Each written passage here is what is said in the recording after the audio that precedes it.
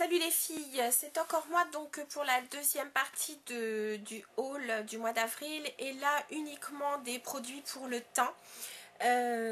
Donc vous allez voir, j'ai un peu craqué, mais bon, le teint, moi j'aime bien essayer différentes choses. En plus de ça, ça me permet aussi de vous faire une revue de ces produits.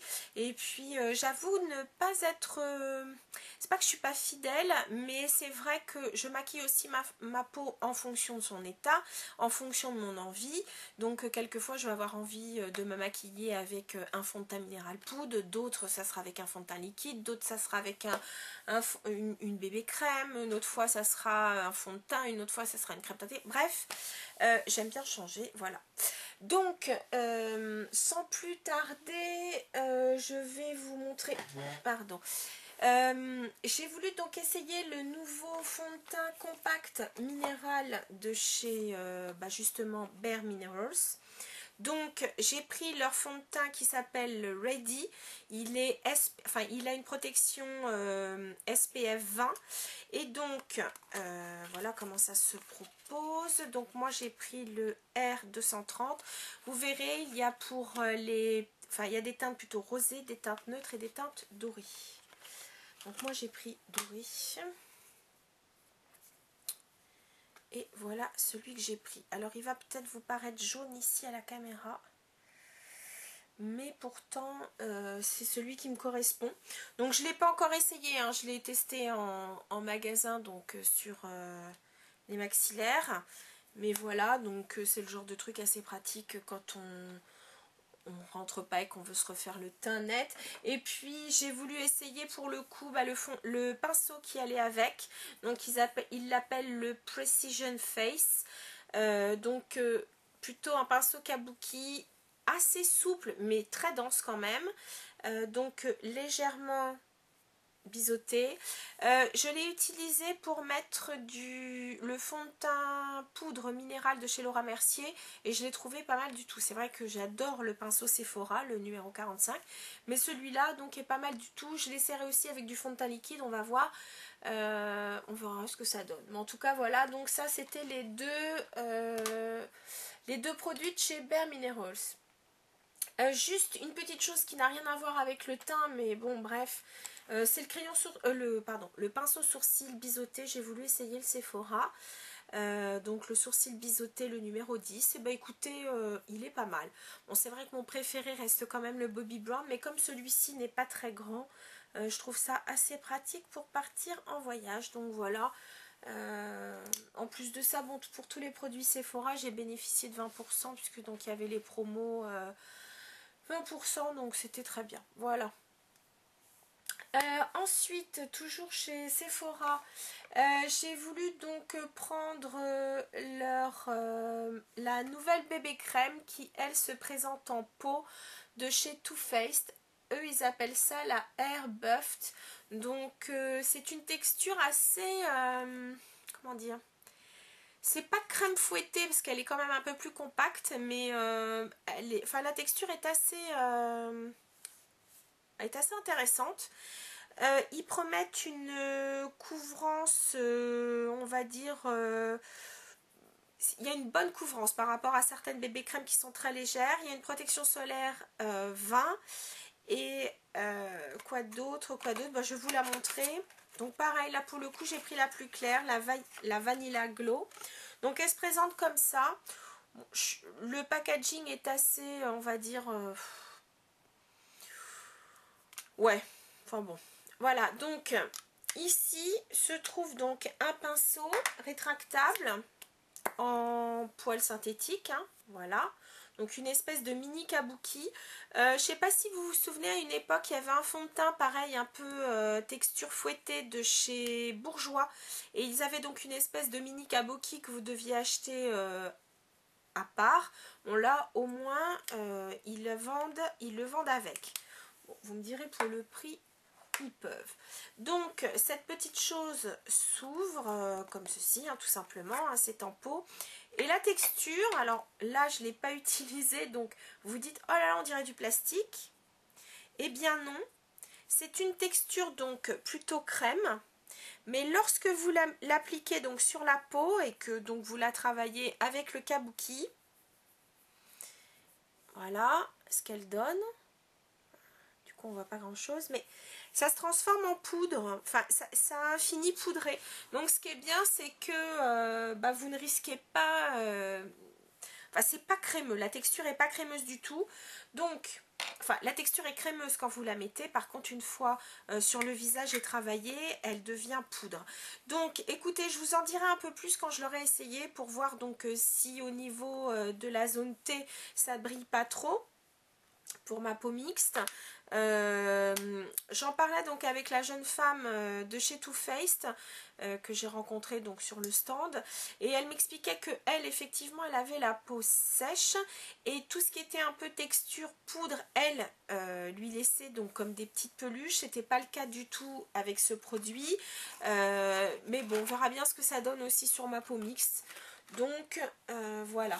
Ensuite, je suis passée chez Smashbox parce que vous vous souvenez, je vous avais parlé de chez Bobbi Brown de mon fond de teint, donc celui qui s'appelle le Skin Foundation, que j'aimais beaucoup.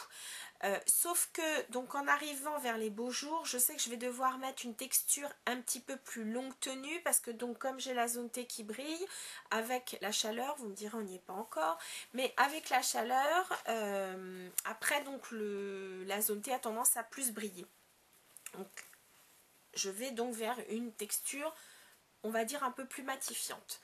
Sauf que lorsque j'ai voulu donc prendre, je ne sais plus comment il s'appelle, leur fond de teint plus longue tenue de chez Bobbi Brown dans dans la même tonalité, manque de peau, il s'avère que moi je prends le numéro 2, le Sand, et ben il s'avère que le Sand dans la texture longue tenue est un petit peu plus clair et un peu moins entre guillemets jaune. Et donc quand je le mets, ça me donne vraiment, on dirait vraiment l'impression, enfin ça tourne à la couleur un peu cendre. C'est très moche, c'est pas joli du tout. Heureusement je l'ai testé en allant chercher du produit, en le mettant dans un petit pot, donc comme ça m'a permis de le tester. Bien m'en a pris, parce qu'il s'est avéré que la couleur ne correspondait pas tout à fait à ce qu'il y avait donc dans le skin, enfin pour le Skin Foundation. Donc du coup j'ai trouvé chez Smashbox le même principe, c'est-à-dire un fond de teint hydratant mais avec une tenue, eux ils promettent 15 heures, donc c'est sans corps gras, et moi j'ai pris la teinte 2-1, donc qui équivaut chez eux à la couleur light qui me va. Donc chez eux plus clair c'est fer, et donc dans ce fond de teint là ça serait le 1.1, et donc pour moi c'est le 2.1. Donc, bon écoutez, moi je l'agite, parce que tout ce qui est un peu sans corps gras, je préfère. Et j'ai adoré le fini, je vais vous montrer ça. Ah, j'en ai mis peut-être un peu beaucoup sur la main.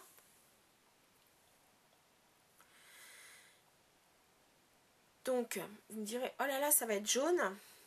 Sauf que c'est un fond de teint qui se travaille.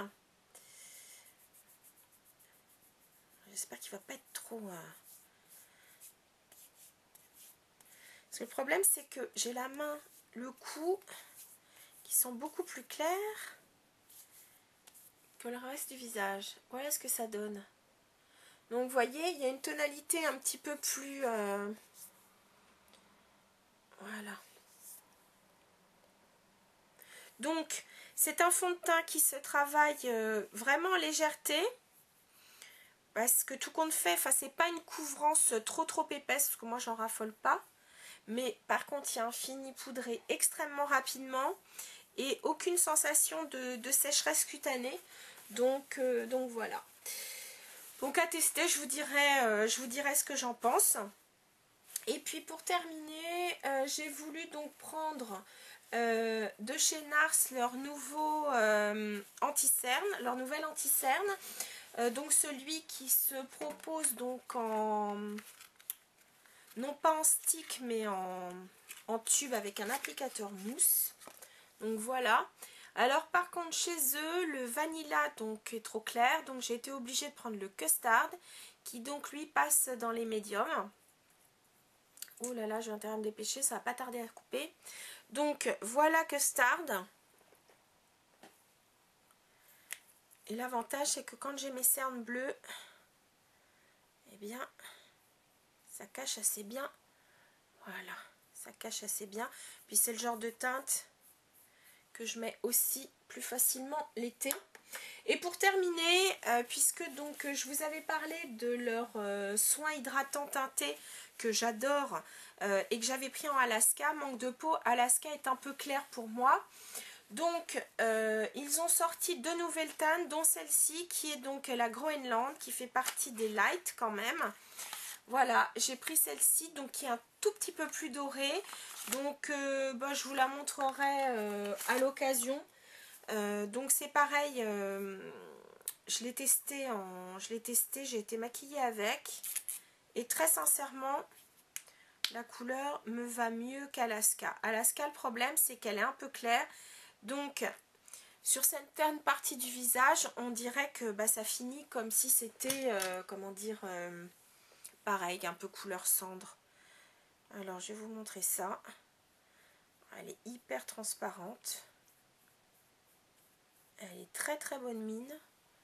Voilà. Bon, écoutez, je vous montrerai ça à l'occasion, quand je me serai fait un petit make-up avec. Et puis, je vous en parlerai après les avoir essayés, tous ces produits, quand je les aurai essayés un petit peu plus longuement.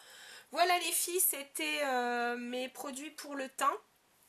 Et puis, on va espérer que les beaux jours arrivent et continuent pour avoir meilleure mine que ce teint blafard, n'est-ce pas? En tout cas, je vous dis à très très bientôt. Merci, salut les filles.